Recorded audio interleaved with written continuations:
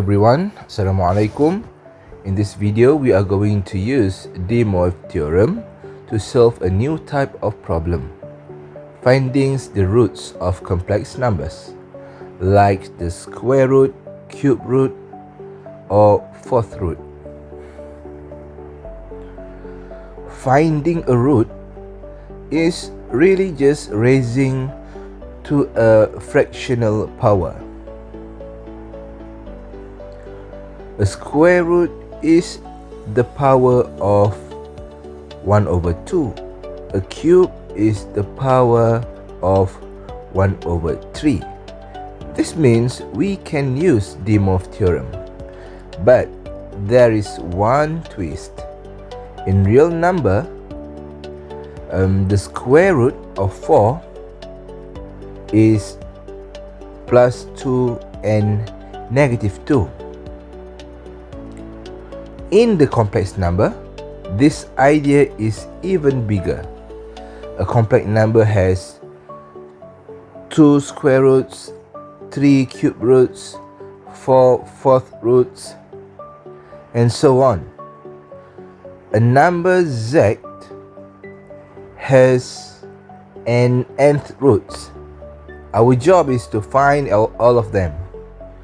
How do we do that?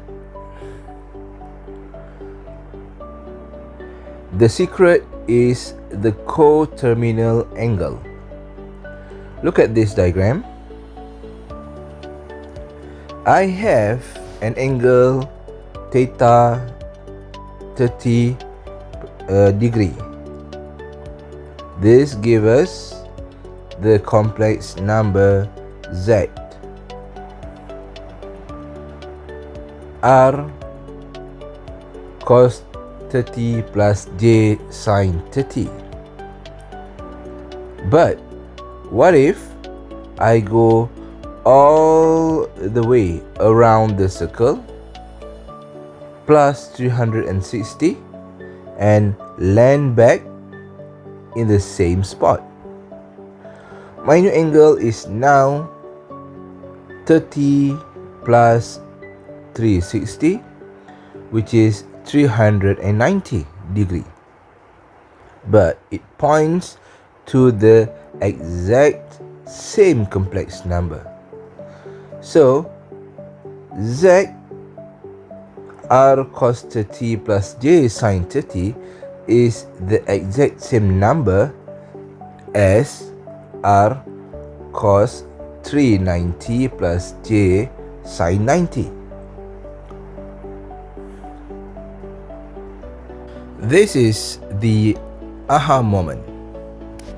The numbers are the same, but watch what happened when we find the square root using the De Moivre theorem. We use De Moivre theorem because n to the power of 1 over 2, right, is the concept of power. So when we encounter with the concept of power, we use De Moivre theorem. So let's talk about De Moivre theorem first. So this is the formula of De Moivre theorem again. So if we just use De Moivre theorem to solve for the root, okay, we know that a square root have two possible answer. It is either positive or negative, right? Like we discussed just now, if it is square root of 4, you can get either plus 2 or minus 2.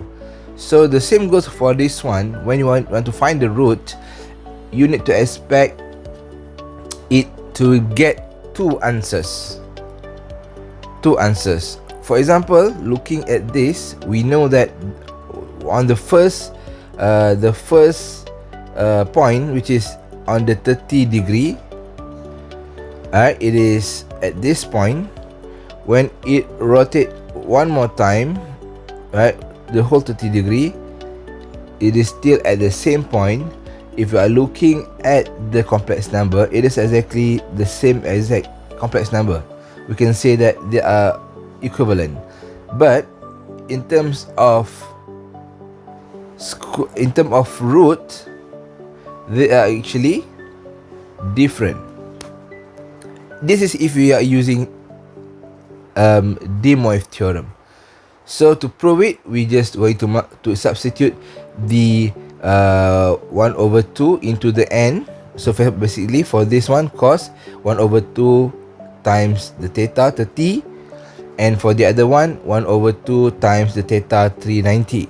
So as you can see, when you just multiply the angle, you get a different angle. So graphically, this angle is actually 180 degree apart. So you can imagine it to be like this: one point at this point, another point at this point, and it will split 180. Right, 180 degree apart. So that is what happened. The square root give us 15 degree and 90 degree, and they are different angles, and they give us two different square root. So basically, in the case of root, depending on how many roots that you have, we just say n roots. It can be square root, which is 2 roots, cube root, which is 3 roots, four roots, which is of course 4 roots, 5, 6, 7, 8 roots. So this actually reflected later on with this. So the number of root actually being represent meaning that how many time we rotate the diagram. So this is actually the first point, and then the square root, right, which is we cycle the first time, and then if we have several root more than 2, we will cycle it k times. So using this idea, this gives us the official formula for finding roots. Okay, so actually the previous slides, the discussion on the previous slide is just want to show you how can we retrieve this, and this is actually the important part that you need to be familiar with, not the previous slide. So this is the official formula for finding roots, which is just actually a De Moivre theorem. If you look at it carefully, it is just a De Moivre theorem with the 360k trick built in. To find the nth root of z, you use this formula. N is the root you are finding, like 3 for a cube root, and k is the specific root you are on. So you just plug in k equal to 0, then k equal to 1, k equal to 2, all the way up to k equal to n minus 1. So basically, if let's say you want to find cube root, which is to the power of 3, to the power of 1/3, you will later plug in this formula 3 times. So the first one, you will plug in k equal to 0. So do the calculation of the whole things, and then you will next put k equal to 1 and do the calculation again, and next you will do k equal to 2 and substitute here, and you will do the calculation again. So basically, for cube root 3 calculation, you will have 3 answers of 3 complex numbers. The same goes for fourth root. You're going to have 4 answers producing 4 complex numbers, and so on. So let's do full example together. Find cube root of 8j.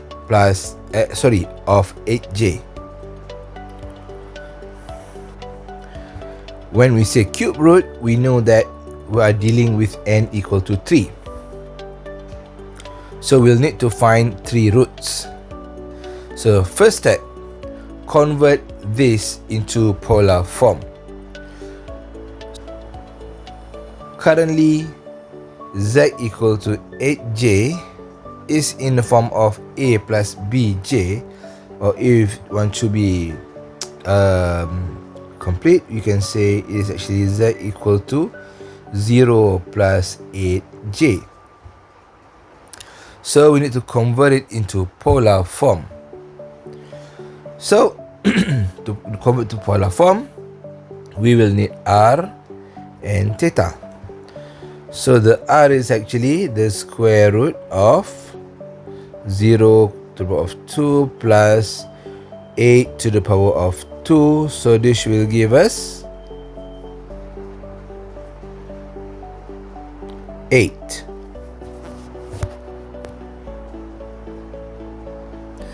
As for the theta, right, for this kind of peculiar case, we don't need to actually calculate the arctan because we cannot get the answer through the formula.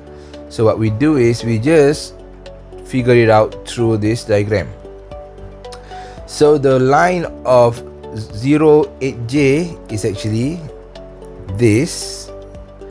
So from the positive x-axis, it is actually 90 degrees. So theta is equal to 90 for this case. So we have the polar form of 8 cos 90 degree plus j sine 90 degree. That is our polar form. Next, we want to find the cube root.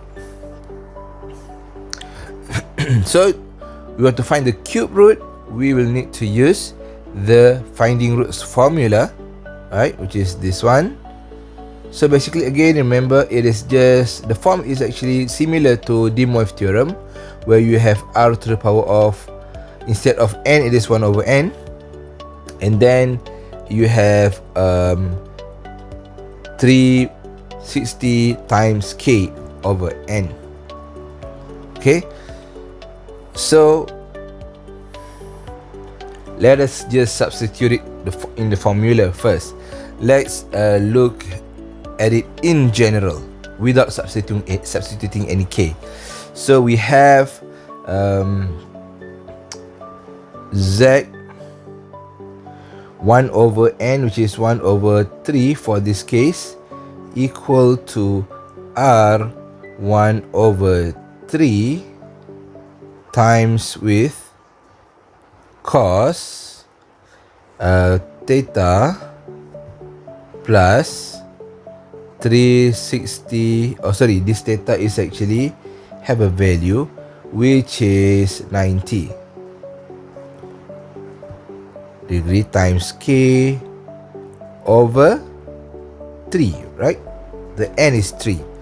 So plus with j sine 90 degree plus 360 degree times k over n. This is kind of its general form.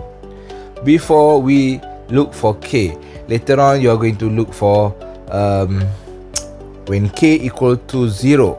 So you are going to substitute this with 0 and this with 0, and you will do the calculation. You'll get one complex number, and then you're going to have, when k equal to 1, you're going to substitute this into 1, and then you're going to have k equal to 2, substitute into 2, right? So basically that is what actually happened. But before we move into k, we can try to simplify things if you want to. For example, we can simplify this into r1 over 3. So cos 90 with 3 will give you 30 degree plus 120 degree times k plus J sine 30 degree plus 120 degree times K. Right? You can simplify like that and then proceed with substituting it with K. Or it's still okay if you not simplify it, but this will actually make it a little bit easier. So let's do it. Okay, we have passed this. Now, substitution. So as you can see, for K0, right, you substitute it with it is actually plus 0, because the 360 120 here times 0, or if you not simplify it, it is 360 times 0 will give you 0. So for this case, they are using the formula that has been simplified, the equation that has been simplified. So it is 0 0, right? K0 substitute to K, so the 360 times 0 will get you 0. So that is left you with this, and next you can find back the complex number. The same goes for root 2, substitute it into K, so that will give you this, and then you can get this, and later on multiply it in to get the complex number. And for the last one is K2, so substitute it inside the formula and solve it down, and you will get this. So basically, for 3 cube roots, it gives you 3 answers. Okay, these 3 answers, meaning you get, for this one, you have 3 complex numbers. So let's visualize it. What really happened when you look at it visually is, back then when we do square root, if you can remember, it gives us 2 answers that is actually 180 degree apart, right? For square root. So one will be at this point, the other one will be at this point, so it will be split to 180 apart. That is for square root. Okay, so for square root, and you have for cube root, what is happening here? It gives us 3 answers, 3 complex numbers at 3 places, of course. So this is the place. You try to plot it down, the answers, and see the angle. They are equally divided into 3. So it is actually being 120 degree apart from each other. So if you try to look at it in the polygon, we can say that they form a triangle. Okay? If we try to go beyond cube root, let's say 4 roots, you are going to see later that you are going to get 4 answers, 4 complex numbers, 4 different places. So what does it mean graphically? Graphically, you are going to get 4 plots. Let's say 1, 2, 3, 4. They will be apart equally. So if it is 4 part, if we try to divide it by the whole 360, we can expect it to have the distance of 90 degree each, right? 90 degree from each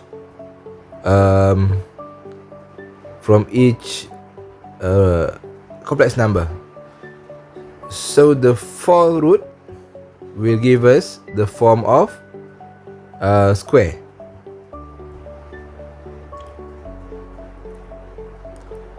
For if you go beyond that, the 5 root will give you pentagon, and the sixth root will give you hexagon. Right, that is the things that will happen when you do roots. So remember, in finding roots, there is actually basically a 3-step process. If they are giving you the formula, the equation of a plus bj, so you convert to polar form, and then you substitute in, build the general formula, and after that find all roots. So that is about finding roots in complex number. Thank you.